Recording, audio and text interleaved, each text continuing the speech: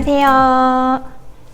자, 우리 오늘 쌤튜브 마지막 시간입니다. 자, 오늘은 정치에 대해서 우리가 같이 중학교 교육과정 안에 있는 내용을 알아보고요. 그리고 고등학교에서 어떻게 연계가 되는지까지 확인을 해보면서 중학교 사회 공부의 중요성 다시 한번 확인해 보도록 하겠습니다. 자, 시작하겠습니다. 자, 먼저 중학교에서 배우는 정치 단원을 한번 살펴볼게요.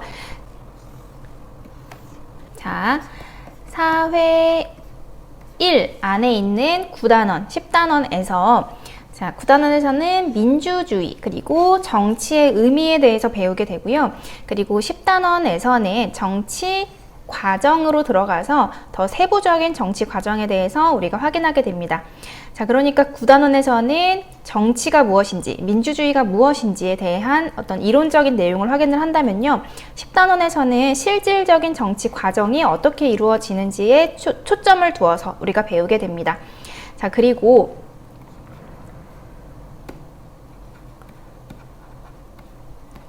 사회 2에서요. 국제정치에 대해서 배우게 됩니다. 자, 범위를 조금 더 넓혀서 국제사회에 대해서 이해를 하고요. 국제사회의 모습 그리고 공존 노력을 위한 각종 국가라든지 국가기구들에 대해서 같이 알아보도록 하겠습니다. 자, 먼저 사회 1 교과서에 등장하는 정치생활과 민주주의 단원입니다. 자, 가장 먼저 시작하는 내용은요. 아무래도 정치가 무엇인지에 대한 내용입니다. 자, 정치의 의미는 좁은 의미의 정치 그리고 넓은 의미의 정치가 있는데요. 자, 좁은 의미의 정치는 정치 권력을 행사하고 획득하는 활동을 의미합니다. 그리고 넓은 의미의 정치는 사회 구성원 간의 대립과 갈등을 조정하여 합의에 이르게 하는 과정을 말하게 되는데요. 자, 중학교 교육과정에서는 좁은 의미의 정치, 넓은 의미의 정치에 대해서 배우게 됩니다. 그리고 이 내용을 기본으로 해서요, 고등학교에 가서는 정치를 바라보는 관점에 대해서 배우게 되고요. 이 정치를 바라보는 관점, 즉 좁은 의미의 정치인지 넓은 의미의 정치인지에 대해서 배우게 됩니다. 자, 선생님이 오늘도 정치와 관련된 수능 문제들을 조금 가지고 와봤습니다. 자, 정치를 바라보는 관점에 대한 문제가 등장하고 있네요. 자, 중학교 교육과정에서 나오는 바로 이 좁은 의미의 정치, 넓은 의미의 정치가 기본이 되는 내용이고요. 자, 이것이 이제 기본 내용이 되어서 고등학교 교육과정으로 이어지게 됩니다. 자, 21년도에도 정치를 바라보는 관점에 대한 문제가 등장했고요. 20년도에도 마찬가지입니다. 자, 그리고 19년도 그리고 18년도까지 선생님이 수능 5개년 문제를 분석을 해봤는데요. 이 정치를 바라보는 관점, 즉 정치의 의미에 대한 문제가요. 매년 나오고 있습니다.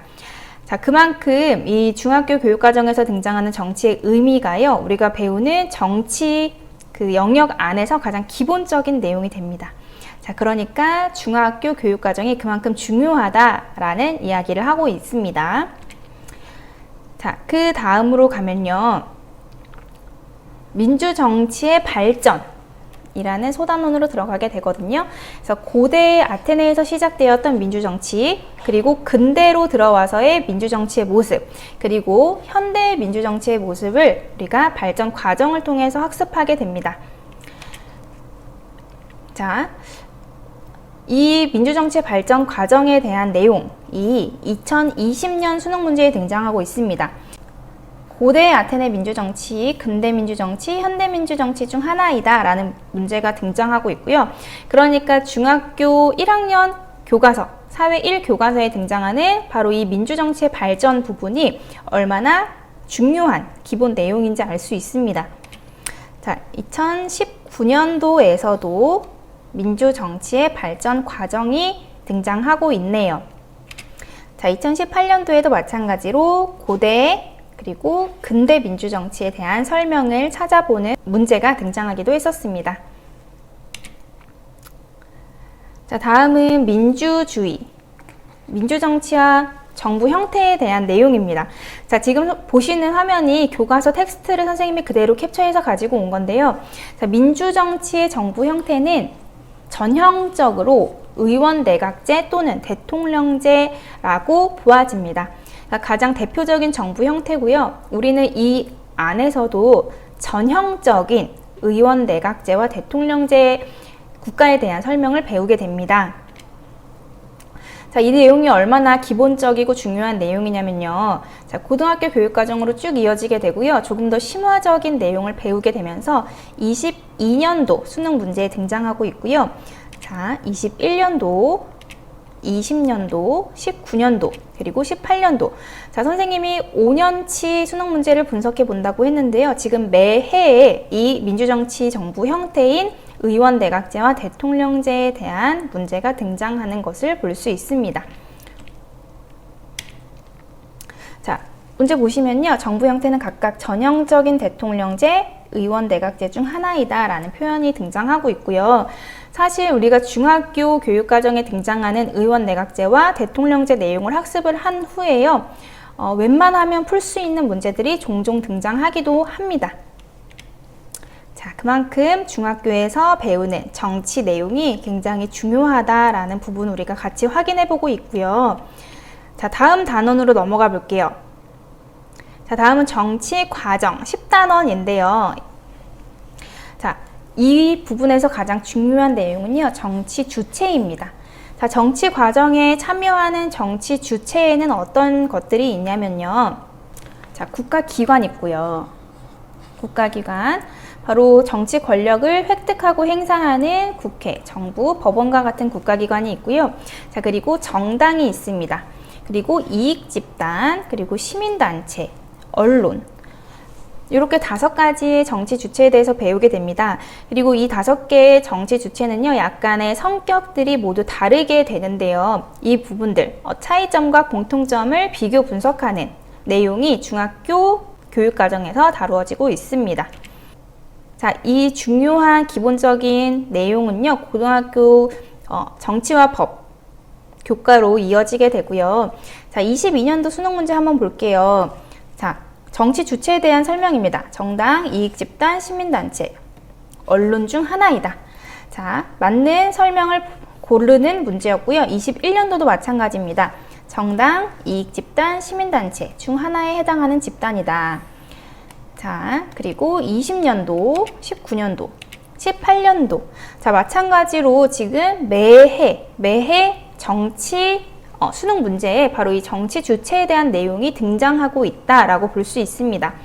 자, 그러니까 이 중학교 사회 교육과정 자체가요, 가장 기본적인 내용으로 시작하는 부분이기 때문에 우리가 중학교 사회 공부를 소홀히 하면 안 된다 라는 부분 계속 확인하고 있고요. 자, 다음 내용 볼게요. 자, 다음 내용은 지방자치제도에 대한 내용인데요. 자, 지방자치단체의 구성. 지방자치단체는 지방의회 그리고 지방자치단체장으로 내용이 제시가 되어 있습니다.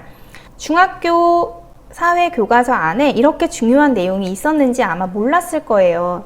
자, 고등학교로 이어지는 교육과정 그리고 2022년 수능 문제에 등장하게 되었네요.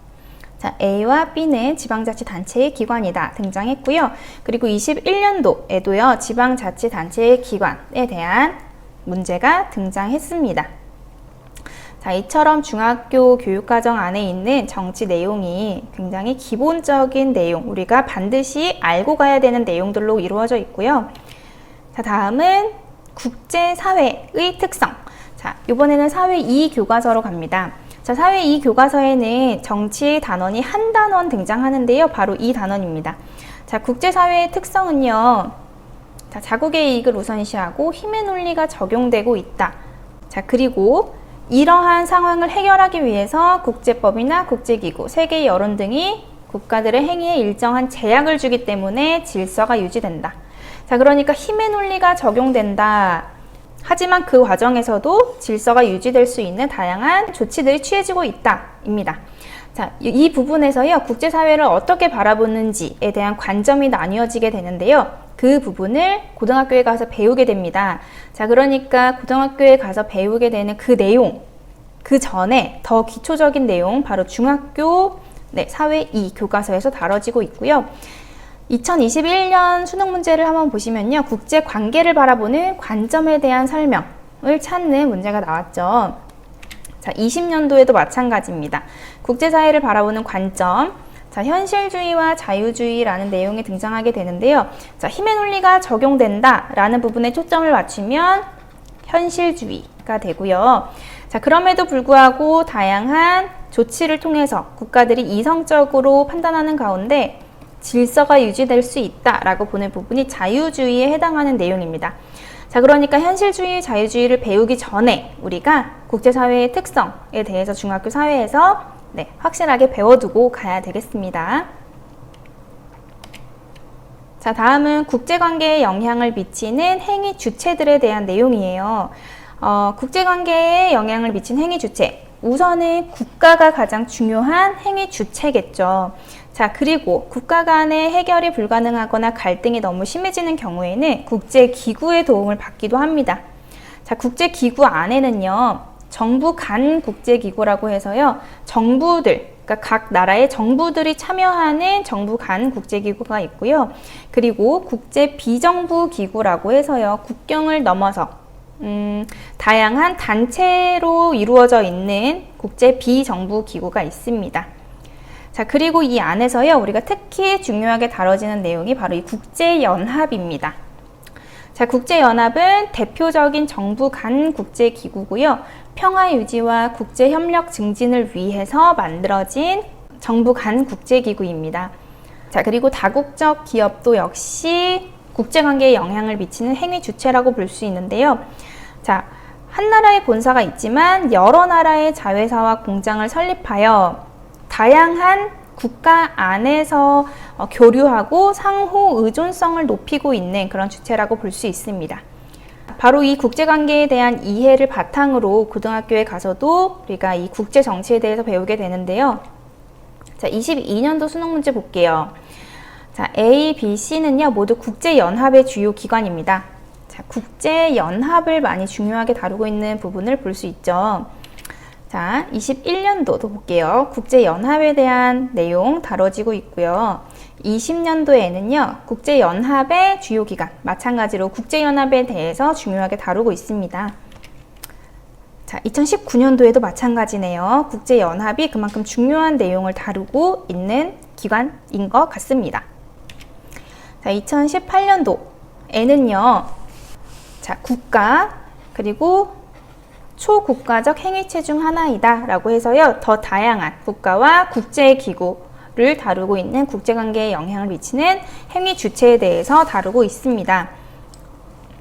자, 이처럼 국제관계에 영향을 미치는 행위 주체, 그러니까 국제연합에 대해서는 고등학교에서 자세히 배운다 치더라도요, 자세한 내용을 이해하기 위해서는 반드시 이 중학교 교육과정에 있는 내용들을 기본으로 해야 된다는 것, 그 부분을 항상 염두에 두시면 되겠습니다. 자, 그러니까 선생님이 지금 5차 시 동안 계속 여러분들에게 전하고 싶은 말은요, 바로 이 화면 속에 있는 말입니다.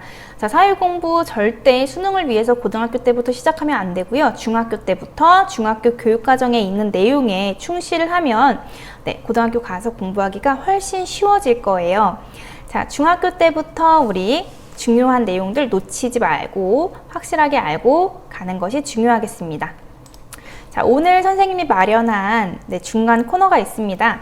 자, 수행평가 대비를 도와줄 학습 사이트를 하나 소개해 드리려고 합니다. 바로 이학습터라고 하는 사이트인데요. 자, 이 안에 들어가 보면 수행평가의 다양한 유형들을 대비할 수 있는 자료들이 많이 있습니다. 자, 한번 사이트 탐방해 보도록 할게요. 자, 포털 사이트에다가요, 검색하시고 이학습터를 들어가시면 다니고 있는 학교의 지역을 선택할 수 있습니다. 자, 우리는 인천으로 들어가 볼게요. 자, 인천으로 들어가셔서요, 중등 자율학습을 한번 들어가 볼게요. 자, 중등 자율학습 들어가 보시면요, 자, 우선 1학년, 2학년에 걸쳐서 학습 영상을 볼 수도 있게 되어 있고요. 자, 그리고 단원을 선택하면 그 단원에 해당하는 다양한 학습 영상을 우리가 참고할 수 있습니다. 자, 그리고 오늘 선생님이 소개하려고 했던 것은 수행평가 대비였잖아요. 자, 중학평가 비법 영상으로 들어가시면요. 자, 중학교 사회 교과 안에서 수행평가로 이루어지는 서술 수행형 평가에 도움이 될 수 있도록 다양한 형태의 문제와 해설이 제시되어 있는 영상입니다. 나와 있잖아요. 자, 보시면 서평쓰기 있고요. 미디어 리터러시 있고요. PMI 토익 있고요. 시뮬레이션, 문제 해결 학습, 주장하는 글쓰기. 자, 한번 주장하는 글쓰기 한번 들어가 볼게요. 이 문제는 텍스트를 읽고 주장하는 글쓰기 문제입니다. 문화의 세계화를 보여주는 대표적인 사례를 두 가지를 제시하고 자료를 통해 우리 일상생활에 미친 세계화의 영향을 파악하여 자신의 입장을 논리적으로 제시하도록 하고 있습니다. 사회과에서 텍스트를 읽고 주장하는 글쓰기를 하는 방법은 우선 제시된 자료를 분석하고 정리한 결과를 바탕으로 주제에 대해 나는 어떻게 볼 것인가에 대한 자신의 생각을 정한 후 근거를 제시하여 논리적으로 자신의 주장을 담은 글을 쓰는 것입니다. 자, 이것처럼 방금 주장하는 글쓰기에 대한 설명을 해주고요. 그리고 예시 답안까지 확인해 볼 수 있도록 되어 있습니다. 자, 이런 과정을 통해서 우리가 다양한 형태의 수행평가를 대비해 볼 수 있겠고요. 자, 사회뿐만이 아니라 수학 그리고 과학 평가 비법 영상도 준비가 되어 있으니까요. 자, 이걸로 우리 수행평가 대비해 보는 것도 정말 좋은 방법일 것 같습니다. 자, 꼭 참고해 보세요. 오늘 선생님과 함께 정치 내용을 중심으로 중학교 사회 교육 과정을 같이 알아봤고요. 그리고 이 학습터 통해서 사회과 수행평가를 대비할 수 있는 여러 자료들을 같이 찾아봤는데요. 자, 지금 이제 겨울방학을 보내고 있는 여러 친구들이요. 새 학년, 새 학기를 생각하면 이제 많이 설레기도 할 것 같습니다. 자, 새 학년, 새 학기를 맞이하는 나의 마음가짐, 그리고 목표가 어떻게 되는지 선생님 너무 궁금하거든요. 자, 마음가짐과 목표를 댓글로 달아주시면요. 선생님이 힘껏 응원해 드리겠습니다. 자, 댓글 많이 남겨주시고요. 여러분, 5주 동안 선생님과 함께 중학교 사회 교육 과정들 같이 살펴보느라고 너무 고생 많았고요. 네. 새 학년, 새 학기에는 더 즐겁게 학교 생활 할 수 있기를 바라겠습니다. 자, 고생하셨습니다. 반가웠어요.